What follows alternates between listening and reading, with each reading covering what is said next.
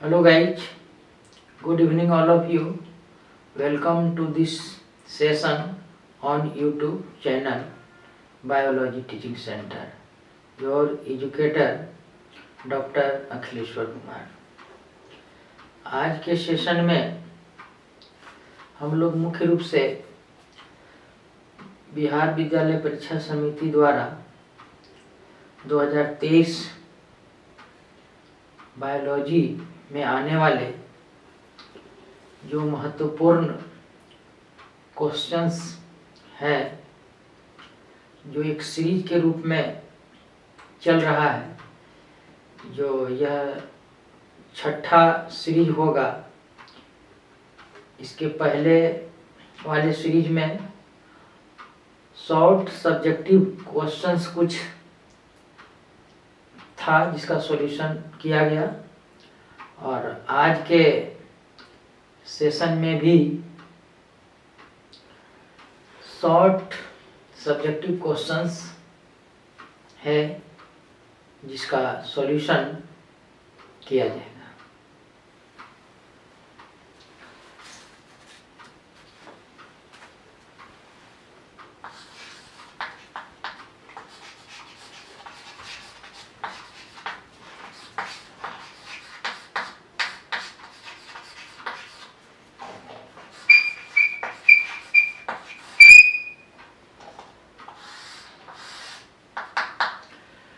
What is test tube baby, परखनली शिशु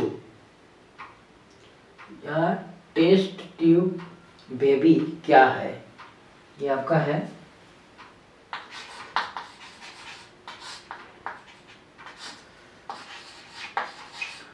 कुछ स्त्रियों में अंडाशय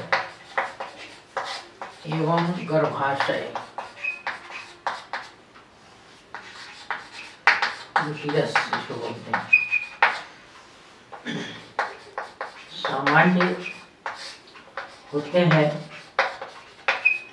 लेकिन ओवम अंडाणु का सेक्रीशन नहीं होता है।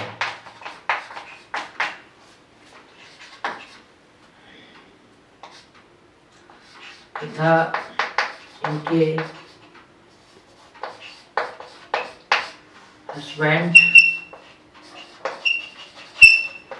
में स्पर्म की संख्या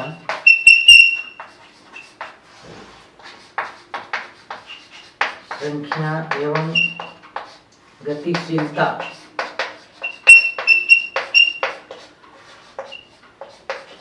सामान्य है।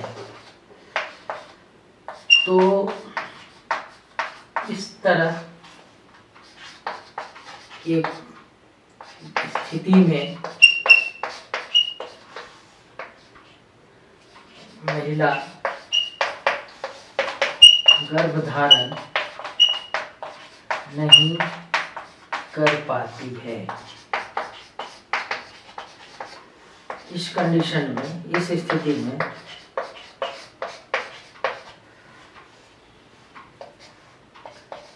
किसी दूसरे स्त्री के अंडाणु एवं उसके हस्बैंड के स्पर्म को कृत्रिम रूप से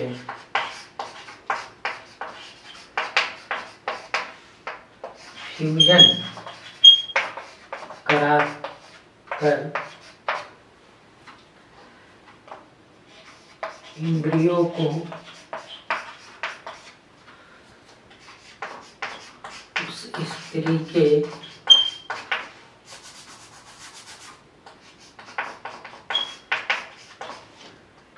यूटिरस में प्रतिस्थापित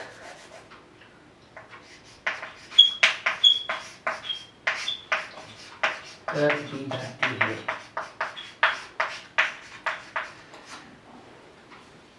यहाँ पर what is test tube baby के बारे में, कुछ स्त्रियों में अंडाशय एवं गर्भाशय यूटिरस सामान्य होते हैं, लेकिन ओवम या जो अंडाणु जो मेनली रूप से फीमेल गैमीट होते हैं उसका सेक्रीशन नहीं हो पाता है तथा इनके हस्बैंड में स्पर्म की संख्या एवं गतिशीलता सामान्य है। यानी इनके हस्बैंड जो है सो बिल्कुल नॉर्मल है और स्त्री भी जो है सो नॉर्मल है, लेकिन इसमें ओवम का सेक्रीशन नहीं हो पाता है फैलोपियन ट्यूब में। तो इस तरह की स्थिति में महिला गर्भधारण नहीं कर पाती है। तो इस स्थिति में किसी दूसरी स्त्री के अंडाणु ओवम एवं उसके हस्बैंड के स्पर्म को कृत्रिम रूप से फ्यूजन कराकर एम्ब्रियो को उस स्त्री के यूटेरस में स्थापित कर दी जाती है और शेष जो डेवलपमेंट है वो आपका उस स्त्री के यूटेरस में विकसित होता है और वह सामान्य रूप से बच्चा का डिलीवरी होता है जो जिसे टेस्ट ट्यूब बेबी कहा जाता है। तो इसका टेस्ट ट्यूब बेबी क्या है, यही है मेनली रूप से। कभी कभी किसी पुरुष में स्पर्म्स की संख्या कम होती है और उसकी मोटिलिटी कम होती है, तो उस स्त्री के ओवम एवं किसी अन्य पुरुष के स्पर्म को फ्यूजन करा करके उस स्त्री के यूटेरस में स्थापित कर दी जाती है और वह सामान्य रूप से सामान्य प्रसव के द्वारा बच्चा उत्पन्न होता है। ये भी जो है सो टेस्ट ट्यूब बेबी होती है। दोनों में से कोई एक, स्त्री या पुरुष में से अगर कोई एक सामान्य है और दूसरा एक असामान्य है, तो उसे दोनों में से किसी एक का जो है किसी अन्य से ओवम या स्पर्म को लेकर फ्यूजन आर्टिफिशियल ढंग से कराकर उसमें जो है प्रतिस्थापित कर दी जाती है, जो आपका सामान्य प्रसव द्वारा वह बच्चा उत्पन्न होता है जो टेस्ट ट्यूब बेबी के नाम से जाना जाता है। उस स्त्री के यूट्रस में स्थापित कर दी जाती है।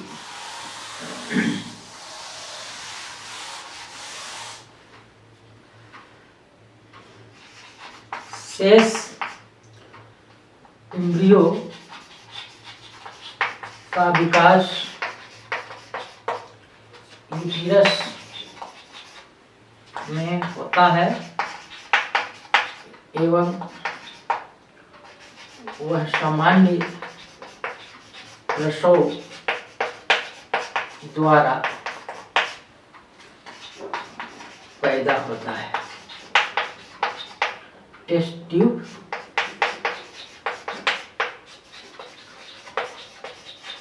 बेबी कहलाता है।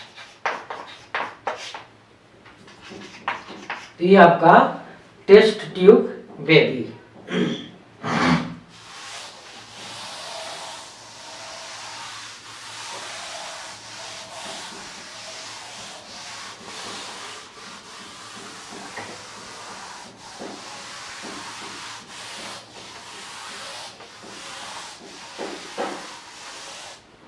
Question number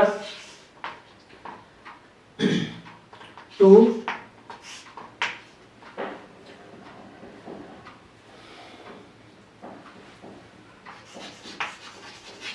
what is STDs? What is STD? और इसको हिंदी में कह सकते हैं, STD का मतलब यहाँ पर सेक्सुअली ट्रांसमिटेड डिजीज। STD का मतलब सेक्सुअली ट्रांसमिटेड डिजीज या और इसको बोलते हैं यौन संचारित रोग। क्या है ये आपका हिंदी में क्वेश्चन, यौन संचारित रोग क्या है या व्हाट इज STD। और भी क्वेश्चन इससे पूछा जा सकता है कि 2 STD डिजीज का नाम बताएं, दो यौन संचरित रोग का नाम बताएं, तो इसमें वही सब आ जाएगा। तो सेक्सुअली ट्रांसमिटेड डिजीज क्या है?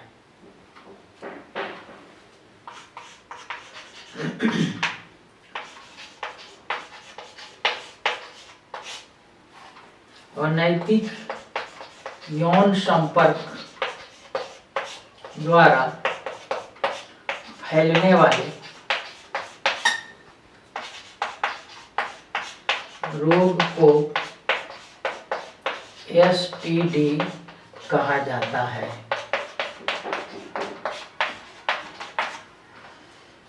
इसमें संक्रमित व्यक्ति जब हेल्दी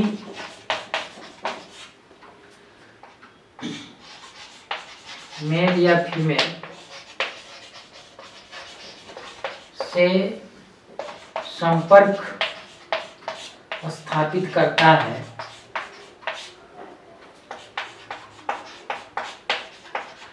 तो उसे वह भी संक्रमित हो जाता है।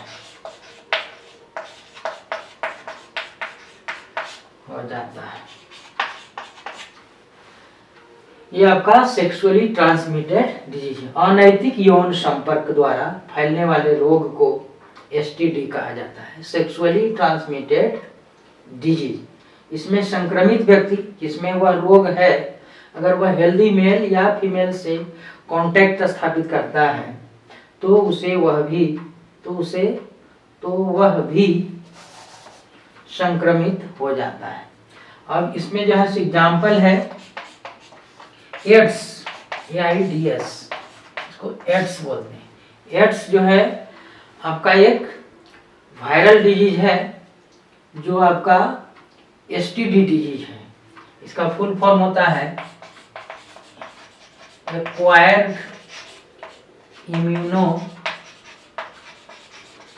डिफिशियंसी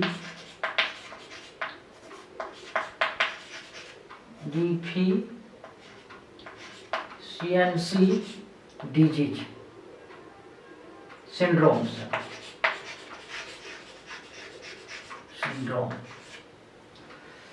एड्स एक ऐसा रोग है जो आपका एसटीडी डिजीज है, सेक्सुअली ट्रांसमिटेड डिजीज है। तो इसका सेक्सुअली ट्रांसमिटेड डिजीज का एक उदाहरण एड्स, AIDS, इसका फुल फॉर्म है एक्वायर्ड इम्यूनो डिफिशियंसी सिंड्रोम। दूसरा रोग है हेपेटाइटिस बी। ये दोनों जो है आपका वायरल डिजीज है जो आपका एसटीडी, सेक्सुअली ट्रांसमिटेड डिजीज है। एक और भी रोग होता है फर्स्ट सेकंड सुजाक, हिंदी में सुजाक बोलते हैं। तीसरा रोग gonorrhoea,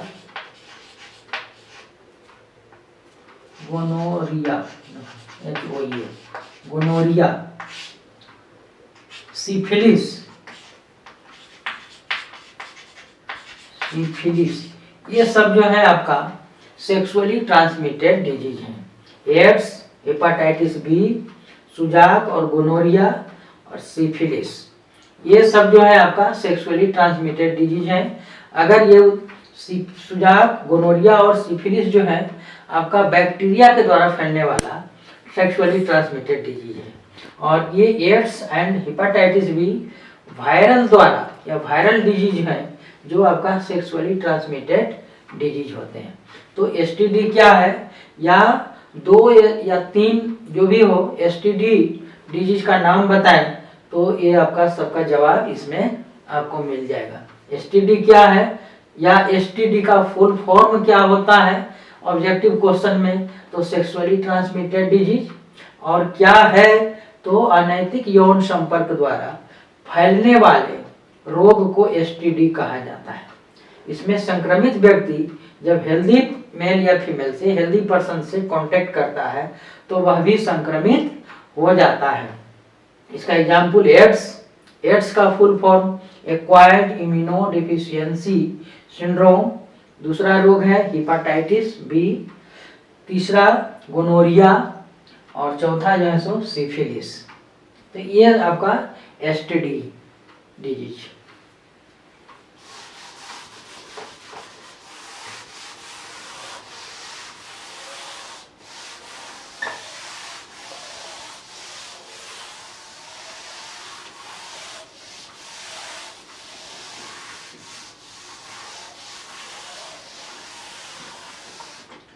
question number 3,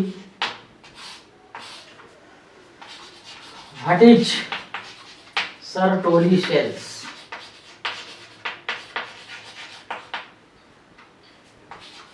right it's functions. अब इसका जो है सर्टोली सेल्स क्या है, सर्टोली कोशिकाएं, Sertoli cells, Sertoli cells, Sertoli कोशिकाएं क्या है, इसके फंक्शंस, इसके फंक्शंस या कार्य को लिखें।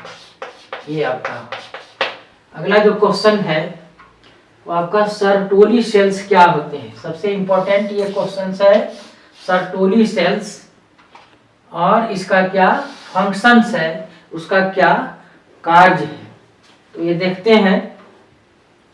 ये आपका मेल रिप्रोडक्टिव पार्ट्स, टेस्टिस जिसको वृषण बोलते हैं, इसका हिस्टोलॉजिकल स्ट्रक्चर मतलब आंतरिक संरचना में जब स्ट्रक्चर बनता है तो इस तरह से कुछ सेल्स होते हैं जिसको जर्मिनल इपिथेलियम सेल्स बोलते हैं, और कुछ सेल्स जो है आपका लार्ज साइज में होते हैं, बीच बीच में इस तरह से लार्ज सेल्स होते हैं।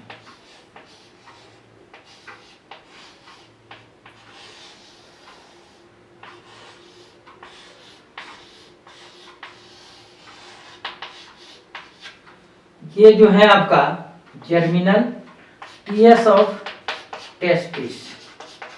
वृषण की आंतरिक संरचना में कुछ लार्ज इपिथेलियल सेल्स होते हैं, ये जर्मिनल इपिथेलियल सेल है, जर्मिनल इपिथेलियल सेल्स। और इसी सेल से, जर्मिनल इपिथेलियल सेल्स में कुछ पिरामिडल स्ट्रक्चर्स होते हैं, लार्ज सेल्स होते हैं, ये इस तरह से, जो आपका सर्टोली सेल कहलाते हैं, टोली सेल्स। और इसी में जो है आपका ये आपका स्पर्म्स जो है इस तरह से बनते हैं, ये जो है अटैच्ड होते हैं, ये आपका ये सब स्पर्म है। तो यहाँ पर समझना है कि सर्टोली सेल्स क्या होते हैं। तो मानव प्रजनन तंत्र में जो टेस्टिस है, वृषण जिसको बोलते हैं, उसके आंतरिक संरचना में हिस्टोलॉजिकल स्ट्रक्चर में जर्मिनल इपिथेलियल सेल्स होते हैं।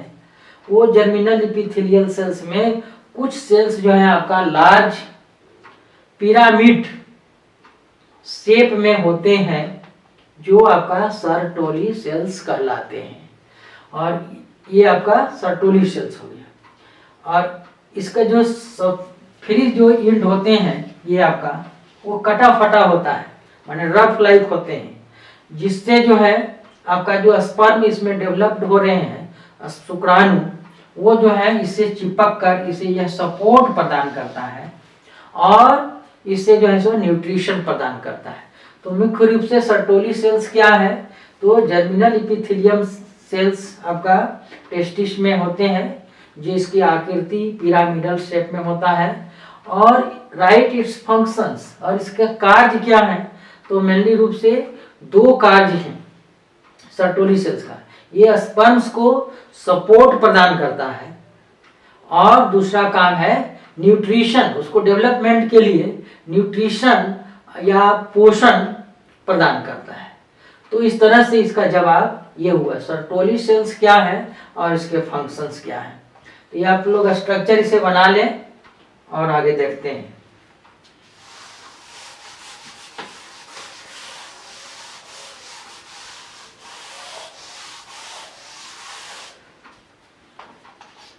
टेस्टिस मतलब ग्रीषण, टेस्टिस के आंतरिक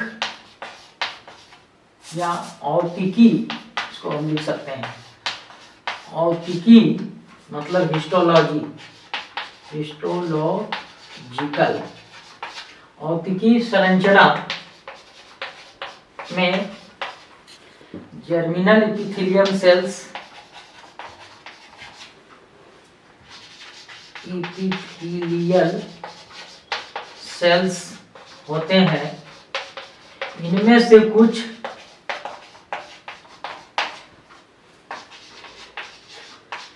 लार्ज संख्या में, कुछ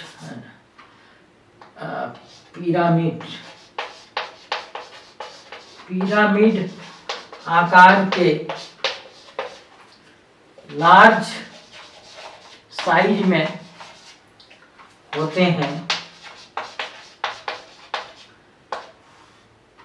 सर्टोली सेल कहलाता है, सर्टोली सेल्स कहलाता है। इनके स्वतंत्र सिरे रफ या कटे फटे होते हैं।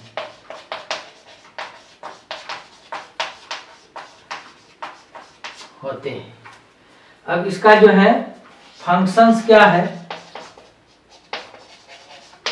कार्य, सबसे पहला कार्य है स्पर्म्स को, स्पर्म का मतलब शुक्राणु, स्पर्म्स को सपोर्ट प्रदान करता है, सहारा प्रदान करता है, सहारा एवं अवलंबन प्रदान करता है। सहारा एवं अवलंबन माने उससे जो है चिपका रहता है, सपोर्ट प्रदान करता है। दूसरा है स्पर्म्स को पोषण,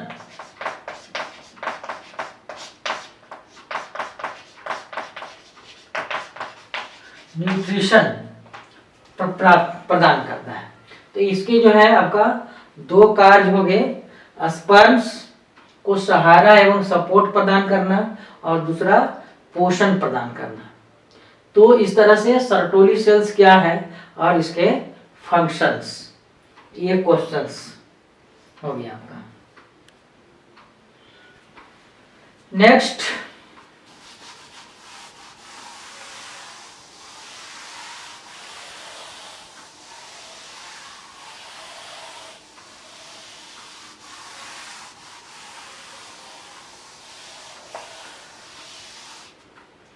question number 4,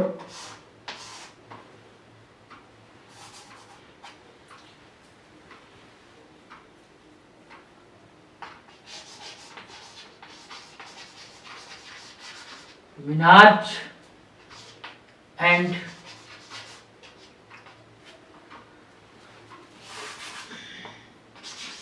question number 4, what are menarche and menopause. ये दो टर्म है, दो क्वेश्चंस, मिनार्च और मेनोपॉज। इसको हिंदी में रजोदर्शन एवं रजोनिवृत्ति क्या है, ये आपका question. Next question, menarche and menopause what are माने क्या है, रजोदर्शन एवं रजोनिवृत्ति क्या है। इसका जवाब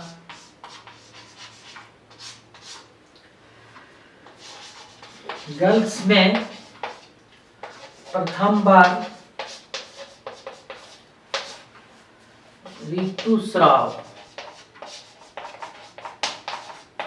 शुरू होने को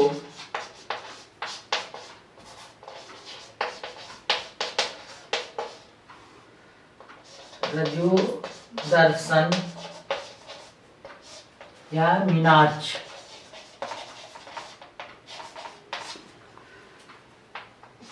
कहते हैं। यह मुख्य रूप से 12 या 13 से 15 ईयर्स में शुरू हो जाता है। ये आपका तो रजोदर्शन, रजोनिवृत्ति स्त्रियों में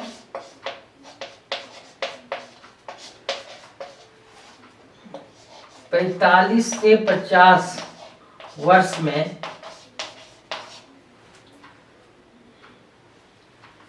ऋतुस्राव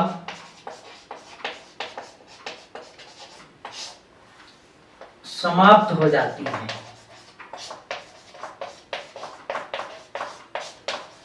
जिसे रजोनिवृत्ति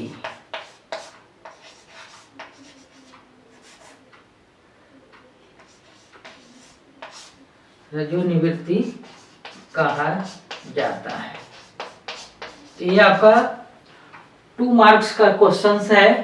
2 टर्म है, मीनाच एंड मेनोपॉज या रजोदर्शन एवं रजोनिवृत्ति क्या है। तो इसमें गर्ल्स में प्रथम बार ऋतुस्राव होने को रजोदर्शन या मीनाच कहते हैं। यह मुख्य रूप से 13 to 15 ईयर्स में शुरू हो जाता है।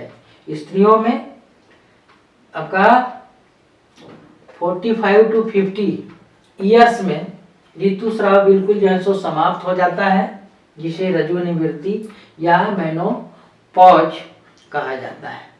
तो ये आपका ये इसका सही जवाब ये हुआ आपका मीनाच एंड मेनोपॉज क्या है। Next question,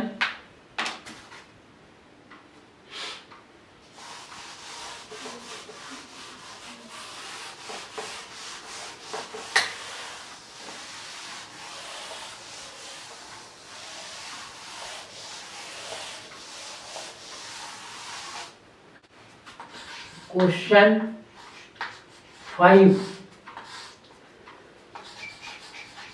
what is miscarriage? Miscarriage क्या है? मतलब गर्भपात।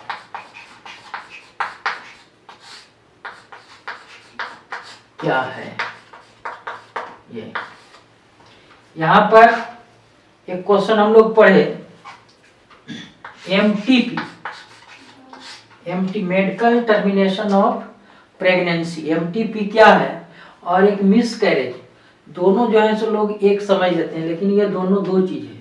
इसमें एमटीपी में जो है आपका वांछित रूप से चाह कर अपनी इच्छा के अनुसार डेवलपिंग एम्ब्रियो को जो है सो नष्ट किया जाता है, उसको एमटीपी कहलाता है, मेडिकल टर्मिनेशन ऑफ प्रेगनेंसी। इसका मतलब हुआ मेडिकल टर्मिनेशन ऑफ प्रेगनेंसी। इसमें जो है चाह कर अपनी इच्छा से डेवलपिंग एम्ब्रियो को जो है नष्ट करने को एमटीपी कहा जाता है, और इसके लिए एक सुयोग्य डॉक्टर की सलाह एवं उसकी आवश्यकता होती है, तब यह एमटीपी प्रोसेस होता है। और एमटीपी जो प्रोसेस है वह गर्भधारण के बाद आपका 8 से 12 सप्ताह तक यह सुरक्षित माना जाता है। इसके बाद यह बच्चा और जच्चा दोनों के लिए हानिकारक होता है। लेकिन यहाँ पर व्हाट इज मिसकैरेज, गर्भपात, एबॉर्शन, इसको इंग्लिश में बोलते हैं भी, और दूसरे टर्म में ये जो है सो अपनी अनचाहे, नहीं चाहते हुए भी जो है आपका एम्ब्रियो जो है नष्ट हो जाते हैं, उसे जो है सो गर्भपात या मिस कैरेज कहा जाता है।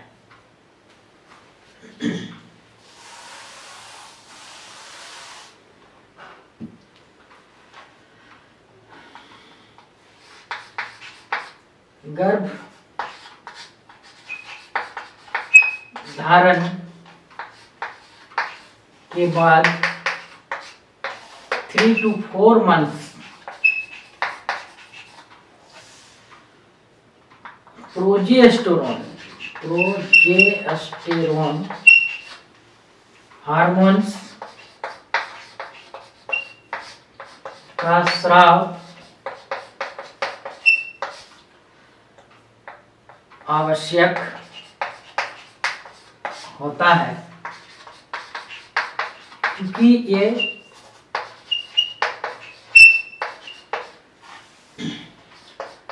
गर्भधारण को बनाए रखने में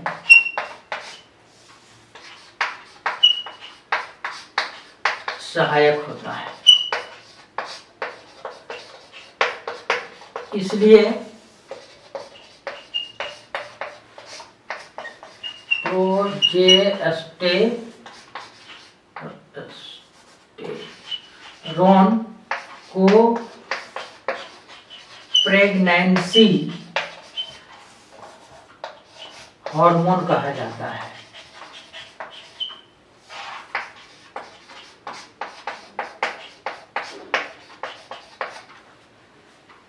गर्भधारण के बाद 3 से 4 महीने तक प्रोजेस्टेरोन एक हार्मोन है जो आपका यूटिरस के द्वारा स्रावित होता है, जो स्राव आवश्यक होता है, क्योंकि यह गर्भधारण को बनाए रखने में सहायक होता है। एम्ब्रियो डेवलपमेंट में वह जो है आपका जो इंडोमेट्रियम है उससे जो है सो गर्भ आपका जो है सो चिपका रहता है, इसलिए इसे प्रोजेस्टेरोन को प्रेगनेंसी हार्मोन कहा जाता है।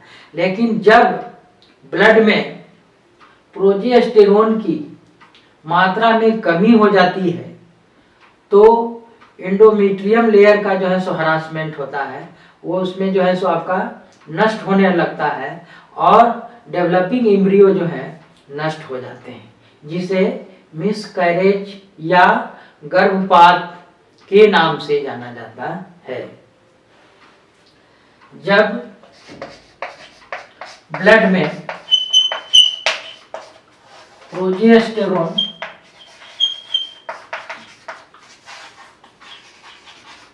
की मात्रा में स्तर में कमी आ जाती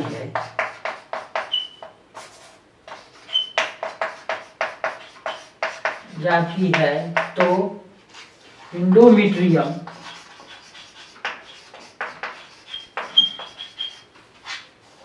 की दीवारें नष्ट होने लगती है।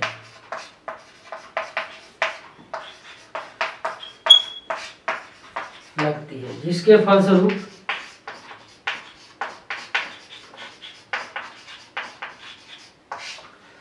एम्ब्रियो भ्रूण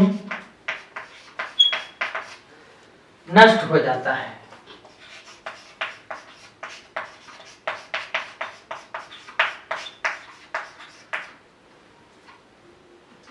ये आपका गर्भधारण के बाद 3 to 4 months प्रोजेस्टेरोन एक हार्मोन है। प्रोजेस्टेरोन और एस्ट्रोजन ये दोनों जो है हार्मोन्स का स्राव आवश्यक होता है, क्योंकि ये गर्भधारण को बनाए रखने में सहायक होता है, इसलिए प्रोजेस्टेरोन को प्रेगनेंसी हार्मोन। ऑब्जेक्टिव में यह क्वेश्चन भी पूछा जाता है कि प्रेगनेंसी हार्मोन किसे कहा गया है, तो progesterone pregnancy hormone progesterone hormone को कहा गया, क्योंकि वह प्रेगनेंसी को बनाए रखता है, एम्ब्रियो के डेवलपमेंट में वह आपका सहायक होता है। लेकिन जब कहता है ब्लड में प्रोजेस्टेरोन के स्तर में कमी आ जाती है किसी कारण से, तो इंडोमेट्रियम की दीवार, इंडोमेट्रियम माने गर्भाशय की जो भीतरी वाल होती है, यूट्रस की जो भीतरी वाल होती है वो इंडोमेट्रियम लेयर की बनी होती है, इंडोमेट्रियम कहलाती है, जिससे जो है आपका एम्ब्रियो जो है सो इम्प्लांट्स होता है, इम्प्लांटेशन माने गर्भधारण करता है। तो वह इंडोमेट्रियम की दीवार ही जो है, वाल जो है सो धीरे धीरे नष्ट होने लगता है, जिसके कारण जो है इसके फलस्वरूप एम्ब्रियो नष्ट हो जाता है, एम्ब्रियो वहां से डिस्चार्ज हो जाता है, जिसे मिसकैरेज या गर्भपात कहा जाता है। तो एमटीपी और गर्भपात दोनों दो चीज हैं, दोनों में मेन डिफरेंस ये है कि एमटीपी जो है मेडिकल टर्मिनेशन ऑफ प्रेगनेंसी, हम चाहकर उनके ब्लड में जो है आपका प्रोजेस्टेरोन की कमी की जाती है, और जिसके कारण जो है वह जो है आपका अनचाहे अवांछित एम्ब्रियो को जो है हम डिस्चार्ज करा देते हैं। लेकिन इसमें है कि मिसकैरेज में आपका नहीं चाहते हुए भी यह जो है सो आपका एम्ब्रियो जो है सो नष्ट हो जाता है, जिसे मिसकैरेज कहा जाता है। तो आज का सेशन ये कमेंट बॉक्स में आप लोग अवश्य लिखेंगे, और इस तरह से आज का सेशन यहीं पर समाप्त होता है। और इसी तरह के अधिक से अधिक सेशन लाने के लिए आप लोग जो है बायोलॉजी टीचिंग सेंटर चैनल को सब्सक्राइब अवश्य करें, वीडियो को लाइक करें एवं अपने फ्रेंड्स एंड क्लासमेट्स के बीच शेयर अवश्य करें। Thank you.